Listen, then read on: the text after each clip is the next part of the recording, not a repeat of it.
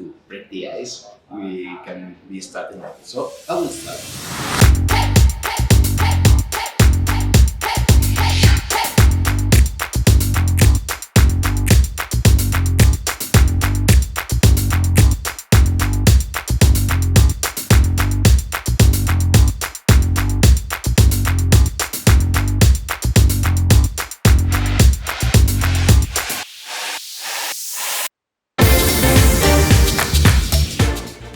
Hello, my name is Ren Elizabeth Kiambote. I live in Brussels, Belgium, and I'm a freelance podcast maker, host, and moderator.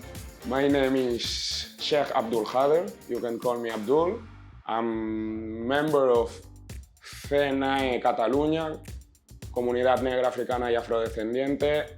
Hi, my name is Anna Fuchs. I'm a queer and German-Filipina visual artist. In different European countries, and especially in big cities like Madrid, Barcelona, Brussels, we see that the problems are actually the same.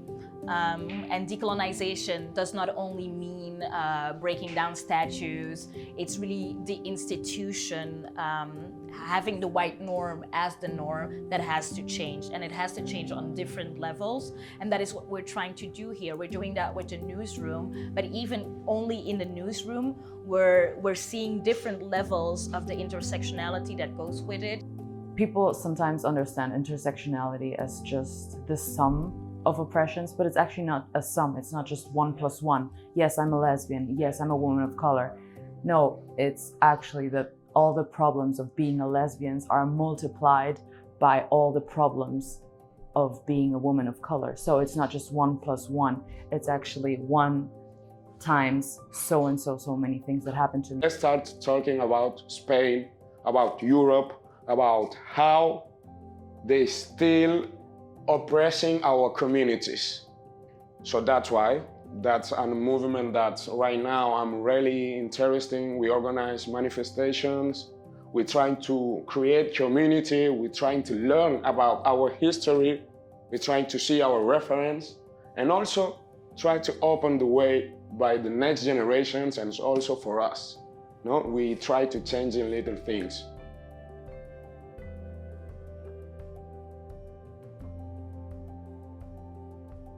Hi, my name is Sarah Allende and I'm from Milan, Italy.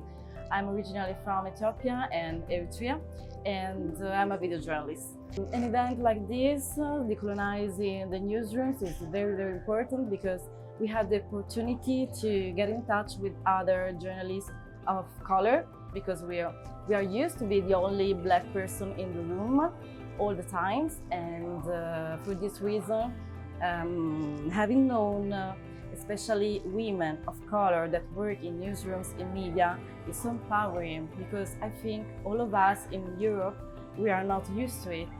And this event helped us also to do networks, and it is very important to cooperate, to work together, to find opportunities, but also to find strength and hope when you're alone, maybe when you come back home and you're alone still in the white newsrooms.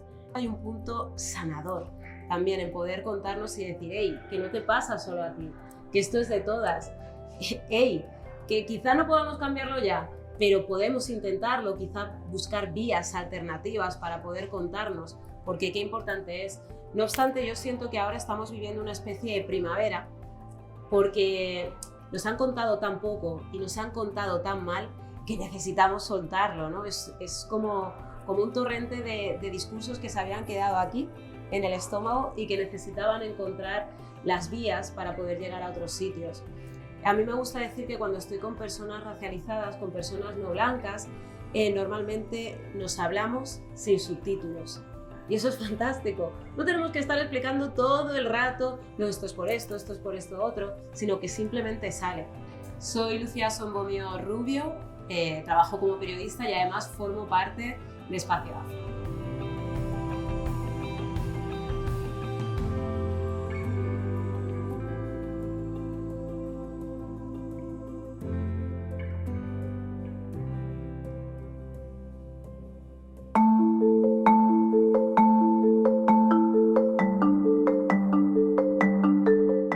My name is Baba Tarawali.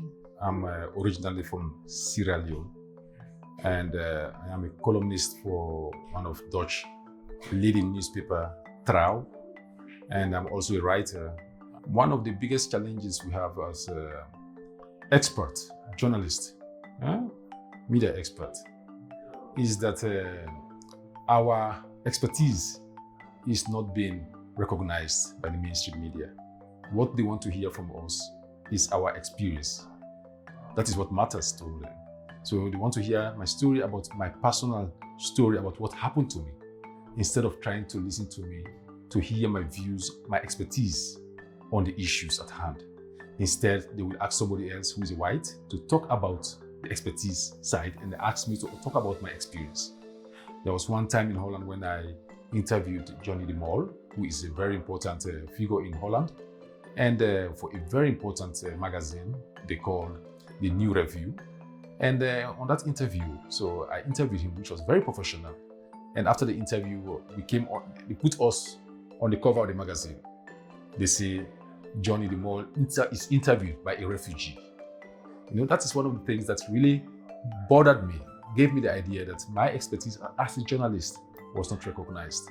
It's my background as a refugee which they want to show the Dutch public that a refugee interviewed Johnny de Mol.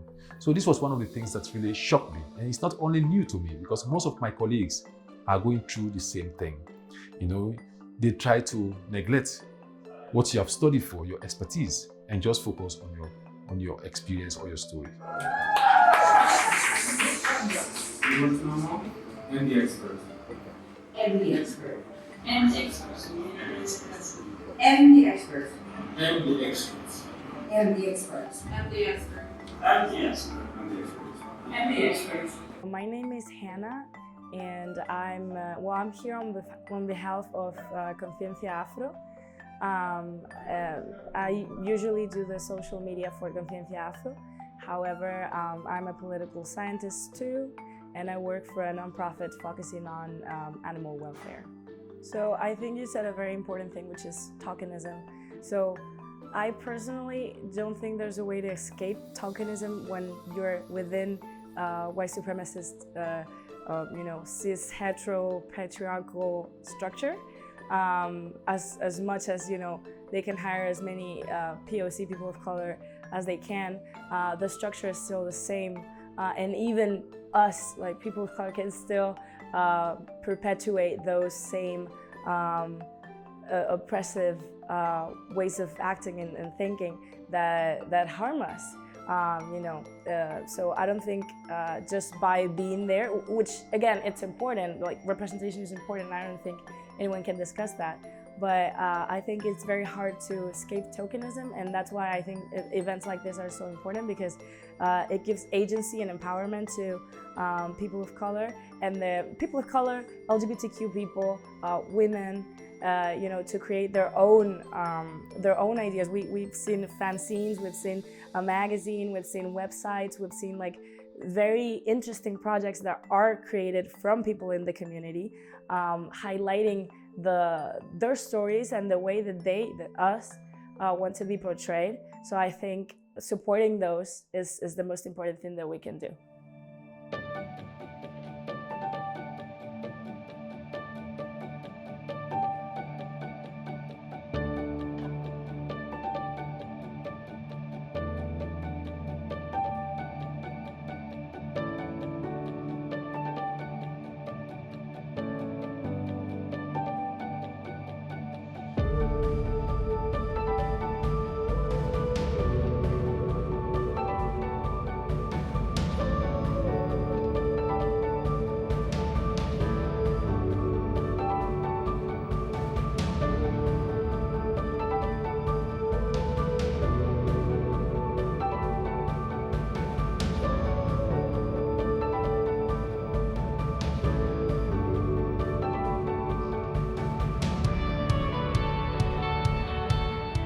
The day after is one of the main challenges of this, because we have to continue all this energy that has been in these 3-4 days. We have to continue with this energy, and that's not easy, but I think First, the project still have a few more months to work on this project, so that's something that will make us stay connected with each other. And also, I think after these sessions in Espacio Afro, I think everybody has the feeling that this has to continue, and we have to create more spaces where we meet and we take our hands and when we go dancing and everything, where we can collaborate. And I hope like the partners of the project will try to maintain this. And also I think some of the ideas, or all the ideas of the tables, but I think most of them can make it to turn into something real. I think they can be big opportunities for the society, but also be job opportunities. It can create new international collaborations between different partners, and that's something that I think me and we as organizers and all the people around will try to keep and do. My name is Moja Jereu. I'm a journalist. I was born in Spain, but my roots are from the Gambia. I'm part of Conciencia Afro, and we are the host of Decolonizing, the newsroom in Madrid. Something that we have been waiting for months, and something that we were excited to share with our partners in Europe. I'm Beatriz Duodo. I'm 25 years. I'm a journalist, and I'm currently working here with Conciencia Afro and also with Demos 98. Throughout the event, I've seen a very clear debate. So there's like two sides.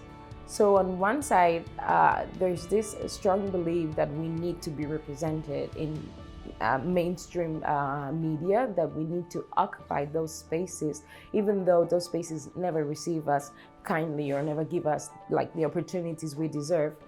And then on the other side, there's this also strong belief that, okay, you don't want us inside the community media, then we will do our own media. We don't need it. We don't need your mainstream media. So we will create our own podcasts, our own magazines. We will start our own online newspapers. So I think these days have been very enlightening to see which is going to be the debate in the next years. It's a general debate that to apply to media, because we know like mainstream old media, these dinosaur medias are dying slowly. So it's like the future is in community media. Soy Gabriela Wiener, soy escritora y periodista peruana. Soy migrante en España. Creo que vamos a seguir peleando las que estamos dentro de los medios y también las que estamos fuera. Hoy en la mesa hemos compartido con periodistas que están dentro de los grandes medios de comunicación, y como ellas mismas han explicado, en las empresas periodísticas están todavía en los escalafones más bajos y no en las tomas de decisiones, pero es necesario que se pelee ahí también el espacio, la voz y nuestro lugar. Pero las que estamos fuera no nos vamos a quedar con los brazos cruzados. Lo que hacemos es también empezar a generar alianzas, redes, comunidad para contar las historias. Creo que ya se hace un periodismo de colaboración entre países, que debe ser un periodismo antirracista y con incidencia política. No queda otra.